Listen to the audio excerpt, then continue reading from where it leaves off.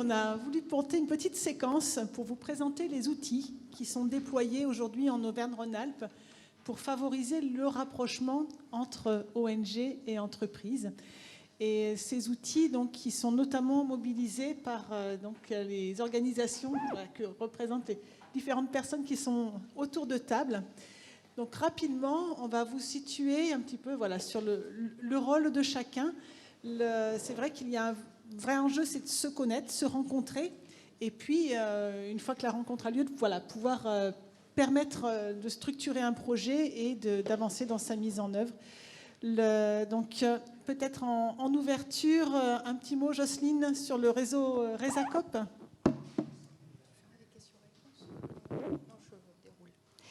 Donc, merci beaucoup Anne-Sophie. Donc, RESACOP, c'est le réseau Auvergne-Rhône-Alpes des acteurs de la coopération et de la solidarité internationale. Donc, c'est une porte d'entrée pour toutes les organisations de la région qui souhaitent mener des actions de développement durable dans les pays du Sud. Donc, on est soutenu par la région, par l'État français, ainsi que par plusieurs collectivités de la région pour accomplir nos missions. Et donc, c'est un réseau, en fait, qui permet d'obtenir des informations, de se former, de se rencontrer sur tous les sujets du développement dans les pays du Sud. Donc, notre offre s'adresse à tout type d'acteurs, donc permet donc des mises en relation entre ONG, collectivités territoriales de la région, entreprises. Voilà, alors on a à cœur d'organiser avec nos partenaires d'ailleurs chaque année un événement. Donc c'est cette rencontre aujourd'hui qu'on a contribué à monter. Et, je remercie encore Anne-Sophie de nous avoir associés. Mais nous organisons aussi tout au long de l'année en fait des temps d'échange ouverts à tous sur des thématiques variées. Alors l'eau, l'assainissement, c'est un grand point fort avec PSO, mais aussi sur les déchets, sur le développement économique, sur l'alimentation, etc. Donc ces groupes de travail permettent de mieux comprendre les contextes des pays du Sud, les solutions qui marchent, les besoins qui continuent d'exister, donc dans les domaines dans lesquels les besoins restent entiers. Et donc RESACOP en fait permet comme ça à tout type d'acteurs d'avoir de l'information sur les activités d'autres acteurs de la région qui peuvent se mobiliser autour de projets communs. Nous faisons aussi des appuis individuels. Donc, j'invite en fait les personnes intéressées qui souhaitent développer des actions dans les pays du Sud à s'abonner à nos lettres d'information pour être tenus informés des prochains temps de rencontre ou à prendre contact directement avec nous pour des rendez-vous personnalisés. Voilà, on sera très ravis de les accueillir. Peut-être, Jocelyne, en écho à la question de Marc précédente, est-ce que vous pouvez donner une idée du nombre d'acteurs de la région qui portent aujourd'hui des actions sur la zone Afrique et peut-être du nombre de projets conduits à ce niveau? Alors, il y a environ 2500 acteurs dans la région qui mènent des actions. Alors, tant en Afrique qu'en Asie et en Amérique latine, là, je ne saurais pas dire le nombre exact pour l'Afrique, et plutôt autour de plus de 3000 projets, en fait. Voilà, donc c'est vraiment une dynamique très importante.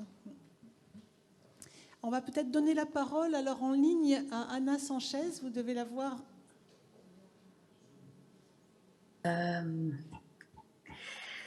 Oui, bonjour à toutes et à tous. Du coup, moi, je suis Anna Sanchez, je suis chargée de mission, je suis la collègue de Philippe Mouton qui a pris du coup la parole tout à l'heure.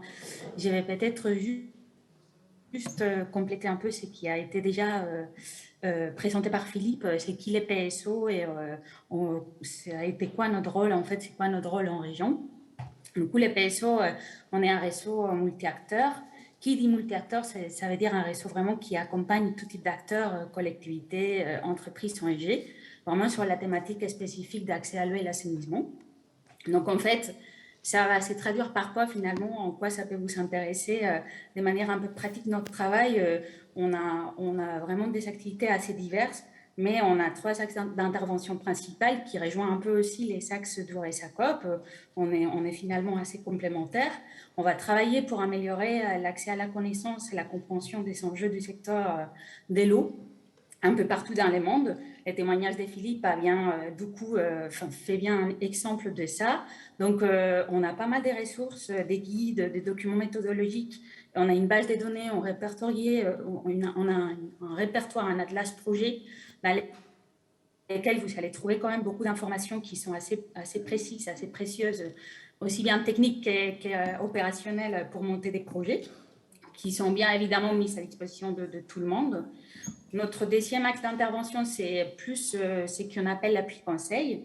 Et là-dessus, du coup, on accompagne les dispositifs dans la région. Et notamment, on a accompagné cet appel à projet entre l'agence et la région. Et du coup, on a pu du coup travailler avec certains parmi vous qui nous connaissent déjà. On travaille, comme disait bien aussi Jocelyne, on fait des formations, donc des appuis plus collectifs. Et notre dernier axe d'intervention, c'est plus la mobilisation des collectivités. Donc, on fait la promotion de la loi Oudin. Je pense que l'Alliance de l'eau va en parler certainement tout à l'heure. On est présent dans les débats internationaux, donc on va être aussi au sein du Forum mondial de l'eau. C'est vrai qu'on est du coup assez spécifique sur cette thématique. Et, du coup, on va appuyer les initiatives de solidarité qui vont se mener dans l'ensemble du pays en développement. Et donc, on va y avoir de relais dans certains pays d'Afrique. Et donc, ça va être les pays d'Afrique dans lesquels on va trouver une présence de la France, une coopération française assez importante. Donc, Philippe, il a bien expliqué, on n'a pas... Les PSE, c'est un réseau, une association française. On travaille au niveau local en partenariat avec les ministères et on anime aussi des réseaux dans certains pays. Donc ça, c'est aussi assez intéressant et ça peut être aussi assez pratique pour vous. On a des fiches pays, voilà, et on intervient notamment au Togo, Bénin, Sénégal, Madagascar. On connaît assez bien et on a un réseau assez riche qui peut être intéressant, en fait, finalement, pour les acteurs qui souhaitent intervenir dans ces pays-là. Donc voilà, nous sommes bien évidemment à vos dispositions, aussi bien comme les RESACOP. Et voilà, au plaisir. En tout cas, on vous remercie également d'avoir organisé cette rencontre. C'est vrai que ça a été compliqué, je pense, pour certains acteurs de comprendre c'était quoi les rôles de chaque plateforme entre les RESACOP et les PSO. Je pense que ça prend aussi du temps de un peu rentrer dans ces activités-là, mais retenir que nous, on est vraiment spécifique au assainissement. Merci beaucoup. Puis, peut-être pour rassurer tout le monde, c'est que nous, on se parle quand même très régulièrement. Donc, quel que soit l'acteur à qui vous vous adressez, s'il y a quelqu'un qui est plus indiqué par rapport aux besoins que vous avez, la formation circule entre toutes les organisations. Pas de problème, pas de barrière à ce niveau-là. Pour compléter le propos, Marion, vous présentez la Cité de la Solidarité Internationale d'Annemasse et surtout l'initiative, le projet Coexiste, qui a déjà été bien mis en lumière au travers des présentations précédentes. Oui, merci beaucoup Anne-Sophie. Du coup, bonjour à toutes et tous. Effectivement, nous, on vient en complémentarité des autres réseaux multi-acteurs. Donc, je travaille pour la Cité de la Solidarité Internationale. On est basé à Annemasse et on est donc une plateforme d'appui aux acteurs de la solidarité internationale. Et on compte les entreprises dans ces acteurs. Donc, on travaille sur un projet qui s'appelle Coexiste, qui est un incubateur de partenariat entre ONG et entreprises. Et on a développé une offre de services qui est d'ailleurs totalement gratuite et qui se cristallise autour d'un outil qui est une plateforme digitale, une plateforme de matching entre ONG et entreprises qui en fait va vous permettre d'aller expliquer ce que vous recherchez dans le cadre d'un partenariat, ce que vous apportez dans le cadre d'un partenariat et de trouver le bon partenaire puisque c'est la plateforme, l'algorithme de la plateforme qui va vous indiquer tel ou tel partenaire. Et par ailleurs, cette plateforme, elle regroupe l'ensemble des outils qui sont développés par Coexiste, donc des formations, des événements, des ateliers, une médiathèque également. Et puis on se fait aussi le relais des financements et notamment de l'appel à projet pour justement les acteurs qui arrivent à développer le partenariat et vont jusqu'à la phase de financement. Et donc pour compléter effectivement le prochain événement, pour juste faire le point avec ce que disait Ingrid tout à l'heure, on organise au mois de novembre un salon qui s'appelle le salon Soliway et qui justement aura aussi au cœur des échanges les partenariats ONG-entreprises. Et dans ce cadre-là, on organise un atelier sur l'évaluation des partenariats ONG-entreprises, comment on capitalise sur les expériences. On parlait tout à l'heure du fait de dupliquer finalement des projets pilotes une fois qu'ils ont été mis en place. Donc voilà, on va essayer d'échanger sur ces sujets-là et évidemment d'organiser également des temps de réseautage pour que les ONG et les entreprises puissent se rencontrer le 5 novembre du coup à Archamps. Donc voilà, et j'en profite pour remercier tout le monde et tous les acteurs qui sont partenaires de Coexist et qui sont présents aujourd'hui. Donc évidemment la région Auvergne-Rhône-Alpes, Auvergne-Rhône-Alpes Entreprises, Resacop, Ténerdis, Surtech, l'ADOS. Je vois qu'Ameten est également dans la salle. Il y a Innovaya. Donc voilà, merci à tous. La Baronne Sitaf et Électricité sans frontières aussi. Coexist, c'est une communauté et donc évidemment, on n'est pas du tout les seuls à animer cette communauté. C'est une communauté de pratique et donc les bénéficiaires sont aussi contributeurs. Et c'est grâce à vous que ça s'alimente au quotidien. Merci. Merci beaucoup. Alors maintenant un petit mot de Marie Popowska de l'agence Auvergne-Rhône-Alpes Entreprises qui est peut-être l'acteur un peu nouveau dans ce cercle, mais qui permet justement un relais très important vers les pôles clusters et entreprises. Donc, merci Marie de dire un mot du rôle de l'agence. Nouveau, mais convaincu de l'intérêt de participer et de contribuer, bien évidemment. Donc, voilà, donc Auvergne-Rhône-Alpes Entreprises, Joël Seu, notre responsable du service international, elle a déjà évoqué au départ de notre événement. Donc effectivement, on est une agence exécutive économique de la région, du Conseil régional. C'est une agence qui est assez récente, elle a 4 ans aujourd'hui. Elle a une gouvernance qui est très importante et du coup qui nous donne une certaine légitimité et puissance puisqu'on est basé sur un partenariat public et privé. Nous avons les élus et les entreprises dans notre gouvernance. Et d'ailleurs, le nouveau président qui vient d'être effectivement nommé, c'est le président du cluster Aerospace qui a été nommé donc, il y a une dizaine de jours. Alors, concernant nos activités, donc, on est une agence classique qui travaille, qui accompagne les entreprises dans leur développement. Donc, on a une cible à peu près de 40 000 entreprises, essentiellement PME, puisque donc, on s'intéresse moins aux grands groupes qui sont plutôt nos partenaires, mais ce ne sont pas nos clients. Et donc, 40 000 PME, industrie et services à l'industrie au niveau régional. Et donc, dans ces groupes-là, grands groupes d'entreprises, on a les sociétés qu'on accompagne en particulier dans le cadre d'un partenariat privilégié avec l'agence. Donc, ce sont des entreprises qu'on appelle les entreprises à haut potentiel. Il y a à peu près aujourd'hui entre 300 et 400 entreprises qui ont été ciblées. Et donc, certains font partie donc, de ces groupes ici qui s'orientent vers l'Afrique. Certains sont aussi à distance. Donc, je salue à distance aussi certaines de nos clientes. Donc, quoi dire? Notre métier, c'est essentiellement connaître les compétences des entreprises. Donc, on est à peu près 130 collaborateurs sur l'ensemble du territoire.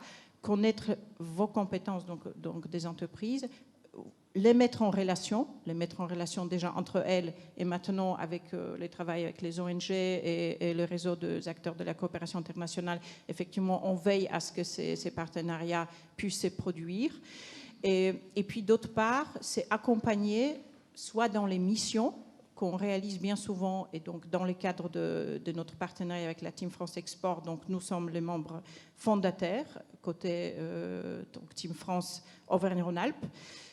Ou bien dans l'ingénierie des projets, c'est-à-dire on intervient vraiment au montage des projets, recherche des financements, accompagnement des entreprises dans leurs investissements, dans leurs projets d'innovation, dans les projets partenariales entre les entreprises et les labos, et donc aussi les projets collaboratifs à l'international sur lesquels on travaille de plus en plus. Donc on est en train de mettre en place une offre d'accompagnement nouvelle qui sera certainement communiquée dans les mois à venir, mais notre préoccupation, c'est faire en sorte à ce que ces synergies entre les entreprises et les ONG aussi puissent être réalisées durablement et avec l'appui de l'ensemble des acteurs publics. Peut-être, Marie, un petit mot du partenariat qui noue aujourd'hui la région et l'agence sur le sujet de l'eau et l'assainissement, particulièrement sur la zone Afrique, puisqu'on est vraiment sur un des secteurs qui a été retenu comme stratégique pour porter une action. Donc, comme j'ai évoqué, notre rôle, c'est déjà connaître les entreprises et les faire connaître après. Donc, promouvoir en gros les compétences. Et on a travaillé, Anne-Sophie, c'est vrai que c'est un plaisir qu'on a aussi à travailler, non seulement le devoir, mais aussi le plaisir avec l'ensemble des acteurs. On a travaillé sur une cartographie des acteurs. Donc, l'agence, elle a un service d'intelligence économique qui est très pointu, qui arrive à nous sortir des cartographies des filières. Donc, on a travaillé sur une cartographie spécifique dans le domaine de l'eau et d'assainissement. Et puis, très récemment, l'agence, elle a lancé un outil qui est censé, je pense, être très puissant aussi à l'avenir. C'est Fareco. Alors, vous ne l'aviez peut-être pas encore entendu, mais effectivement... Pardon ? Fareco Business, absolument, oui, pardon. Donc, sur lesquels il suffit de taper. Aujourd'hui, il y a déjà plus de 600 entreprises, je pense, qui sont répertoriées. C'est l'intelligence artificielle qui travaille derrière pour faire les recherches de compétences. Effectivement, on peut aider les mises en relation et identification de compétences très pointues pour pouvoir positionner les entreprises internationales. Et nous avions eu le plaisir dans le passé et à l'avenir, je pense, à organiser plusieurs missions, co-organiser, contribuer à l'organisation des missions sous pilotage de notre région et l'équipe de la direction des relations internationales.